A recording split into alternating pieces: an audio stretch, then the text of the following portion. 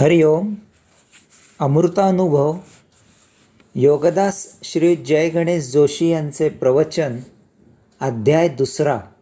सद्गुरु स्तवन. ओवी क्रमांक 10.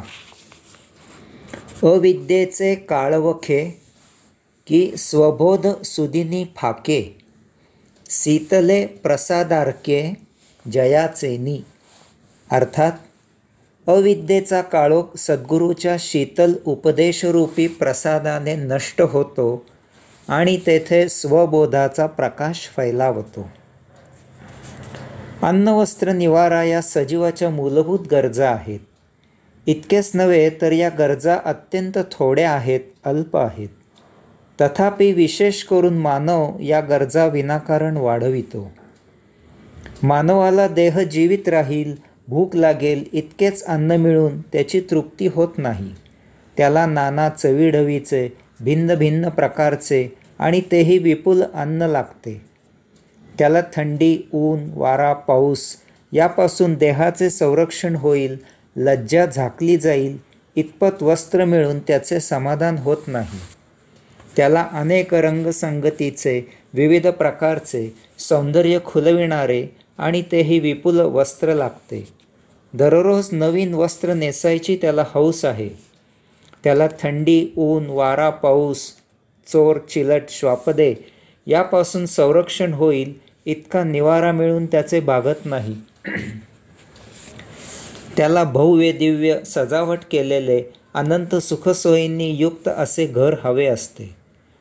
या सर्वांसाठी जितका पैसा जास्त मिळेल तितका याचा सोस भागविता येतो.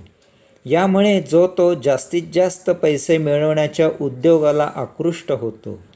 मग जो जास्त पैसे मिळवितो तो या भौतिक जगतात श्रेष्ठ ठरतो. गरजेपेक्षा पैसे जास्त मिळाले की अन्न, वस्त्र, निवारा यापेक्षा आणखी निराळ्या उपभोगांची हौस सुरू होते. सत्ता, प्रतिष्ठा, प्रसिद्धी, रम, रमा, रमी इत्यादीच्या मागे हे लोक धावू लागतात. यात जराही तारतम्य राहत नाही. मनुष्य भरकटतो आणि जसे वागायला नको तसे वर्तन करतो आणि हे नैसर्गिकपणे सदा आनंदमय असलेले जीवन सदा दुःखमय करतो. सदा त्रास, पीडा, कटकटी, रोगराई, भय, असुरक्षितता इत्यादीने घेरून आयुष्य जगतो. मग त्याचा छान, अगदी सुरेख गैरसमज होतो की हे असे जगणे म्हणजेच जीवन आहे. चिखलात नाही का किडा मजेत जगतो, तसेच हे आहे. या सर्वाला माऊली येथे अविद्या असे म्हणत आहेत.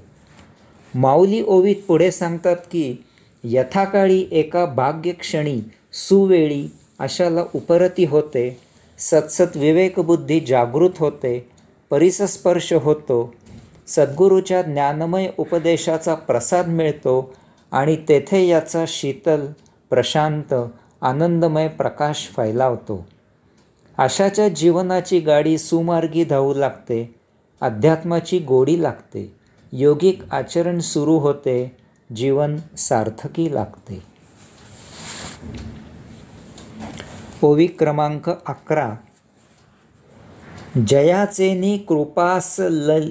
जयाचेनी कृपासलिले, जीवू हा ठाववरी पाखळे, जे शिवपणही वोविळे अंगी न लवी. अर्थात सद्गुरूच्या कृपाजलाने हा जीव पंचामृताने स्नान घातल्यासारखा शुद्ध होतो, इतका की प्रत्यक्ष शिवही त्याच्या पुढे ओवळा ठरावा. आपण बोलीभाषेत अनेक वेळा असे म्हणतो की वाह, आपली विद्वत्ता म्हणजे प्रत्यक्ष बृहस्पतीने आपले शिष्यत्व पत्करावे. बृहस्पती म्हणजे देवांचा गुरु. त्याच्यापेक्षा आणखी कोणी विद्वान असणे शक्य नाही. तरीही आपण असे म्हणतो. वज्राहुनी कठोर असेही आपण म्हणतो. वास्तवात वज्र हा कठोरपणात सर्वात उच्च आहे असे आपण गृहीत धरलेले आहे. तरीही आपण असे म्हणतो. आपले सौंदर्य म्हणजे अप्सरेला लाजवील असे आहे असेही आपण बोलतो. वास्तवात अप्सरा ही सौंदर्याची परिसीमा आहे असे आपण मानलेले आहे. तरीही आपण असे म्हणतो. याचप्रमाणे येथे माऊली म्हणतात की सद्गुरू कृपारूपी जलाने जीवाचे पंचामृताने स्नान व्हावे, असा तो जीव परिपूर्ण शुद्ध आणि परिपूर्ण पवित्र होतो. तो इतका परिपूर्ण शुद्ध आणि परिपूर्ण पवित्र होतो की त्याच्यापुढे प्रत्यक्ष शिव ओवळा आहे असे वाटू लागते. हीच तीवर उल्लेख केलेली बोलीभाषा येथे वापरली आहे. याचा अर्थ असा आहे की या योगे असा जीव शिवशक्तीच्या पलीकडे परब्रह्म पुरुषोत्तमाप्रत मार्गस्थ होतो. त्याची मुक्तीच्या दिशेने योगधामी यात्रा सुरू होते. हा असा इतका महान महिमा सद्गुरू कृपेचा आहे असे या ओवीत माऊली सांगत आहेत. ओवी क्रमांक 12. राखो जाता शिष्याते, गुरुपणही धाडिले तिथे, तरी गुरु गौरव जयाते सांडीची ना. अर्थात सद्गुरू शिष्याला स्वतःकडे काहीही राखून न ठेवता सर्व ज्ञान देतात, इतके की शिष्य गुरु होतो. गुरु त्याचे गुरुपण गमावून बसतो. तथापि माझे सद्गुरू त्यांच्याकडील सर्व ज्ञान देऊनही तसे करत नाहीत. सद्गुरू असाच असतो. अशालाच सद्गुरू म्हणावे की जो त्याच्याकडील सर्व ज्ञान हातचे काहीही राखून न ठेवता शिष्याला देतो. तथापि यामध्ये शिष्य सद्गुरूच्या तोडीचा तयार होतो, त्याच्यापेक्षाही जास्त ज्ञानी होतो. विशेष म्हणजे असे झाले की सद्गुरूला फार फार आनंद होतो. आजही आपण शाळेत शिक्षकांकडून विद्या शिकतो. पुढे आपण उच्च शिक्षण घेतो. त्यावेळी आपण शाळेतील शिक्षकांपेक्षा जास्त ज्ञानी झालेले असतो. तथापि आपण शाळेतील शिक्षकांचा मान पूर्णपणे राखून असतो. अशावेळी हे शाळेतील शिक्षक चार चौघात सांगतात की शहरात माझे 4 दवाखाने आहेत, 2 कारखाने आहेत. म्हणजे त्यांचे 4 विद्यार्थी डॉक्टर झाले आहेत, 2 कारखानदार झालेले आहेत. अशाच प्रकारे ते सांगतात की शहरात माझे 4 बंगले आहेत, 8-10 गाड्या आहेत.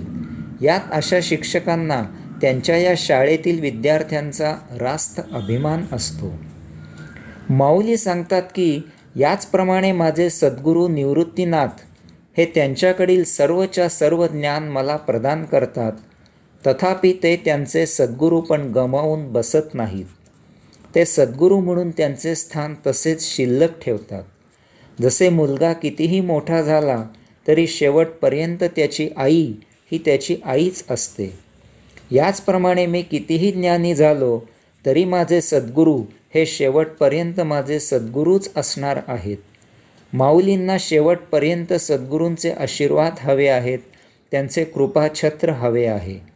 असा गुरु आणि त्याचे हे असे शिष्य दोघेही धन्य आहेत. हरिओम.